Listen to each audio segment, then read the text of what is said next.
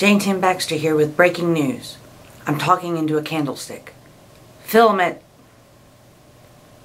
Well, right now.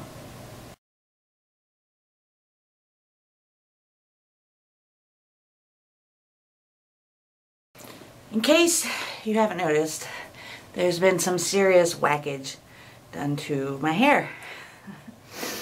And I did it when I was taking my forced vacation into Sicknessville. For those of you out there who are not chronically ill, you may not know that Sicknessville happens to be located in the 11th circle of hell. Now, of course, you know, after the first 9 circles, which are limbo, lustful, gluttonous, greed, anger, heresy, violence, fraud, treachery. Those are the 9 circles. And then the 10th level, of course, is Lucifer's man cave. But after that comes Sicknessville. And it's such a horrible, horrible place in hell that Dante didn't even write about it. So you're just going to have to trust me on that. Now that that's out of the way, and you see my lovely hair, which I'm still not finished with. I got more coloring to do, but I can only do so much at one time before my hair burns off of my head. We'll go to questions. Yay! Okay. Question, first one that I'm going to do is actually 3 parts. From my friend Riverwolf.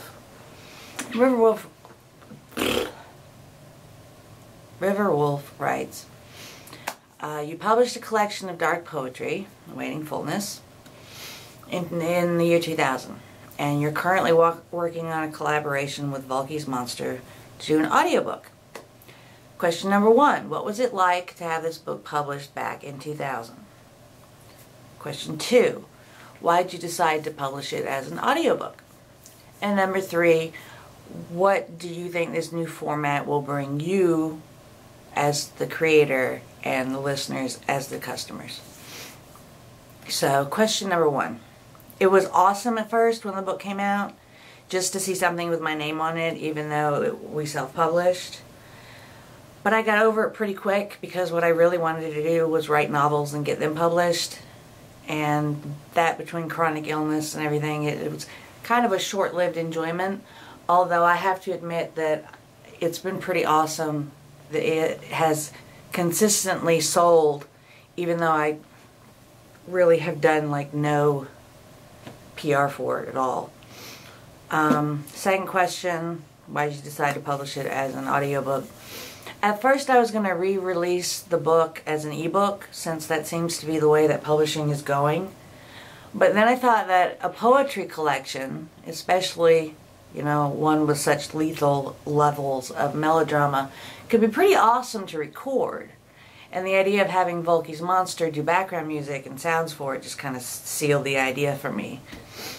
As for the last question, what do I hope to get from the new format and the readers? As for me, I, of course, hope it brings me a shitload of money.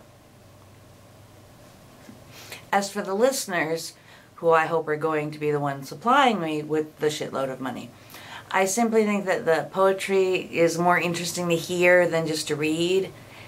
And quite frankly, I like to imagine families taking long road trips listening to the CDs as their parents giggle maniacally at their children's terrified reactions. But, you know, that's just me. Other questions. One from Brittany. What apocalypse are you looking forward to? Yes, I'm a horror writer and I am a bit odd. I'm not actually looking forward to any of them, as I'd have to do all that survival shit and I'm not very good at that. And I'm a very spoiled child of creature comforts, like, you know, heating, air conditioning, showers. And of course, I need medication and I don't want to have to like fight the hordes to break into pharmacies and stuff. So, given the state I am currently in, I don't want any apocalypse to happen because I just can't deal right now. I think this was also from Brittany, but I didn't write it down. Who was your favorite childhood author? Actually, there were 2. Number 1 was Stephen King. The second one was Laura Ingalls Wilder. Yeah, don't try and think about that too hard because you'll hurt yourself. Moving on, question from Demonica. What would you do if you didn't write? Well, I ain't exactly raking in the cash with my writing yet. And since I ended up choosing not to pursue the plan of going to college and ultimately becoming a prosecuting attorney and everything, I'd most likely be found in a retail store somewhere, trying not to kill annoying customers and most likely sobbing during breaks. That's if any of them would hire me. And the last one, also from Demonica. Do you think you could be in a big company directing movies and producing movies with big time celebs anytime soon? No, not soon. Not, well, it depends on your definition of soon. But I mainly don't work or actually play very well with others. So I seriously doubt a company, big or small, would hire me to do those kinds of things. And even though I'm working on a movie, it's really hard to do everything. The writing and the directing and the recording and the mixing and the editing. I don't think I'd want to do that as my everyday job. You know, this is just one project I'm working on. However,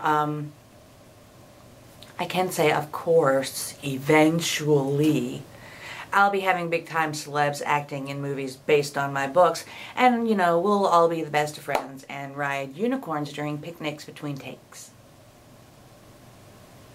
And I have exactly 2.5 minutes left on my battery before it goes dead. So, those are some questions.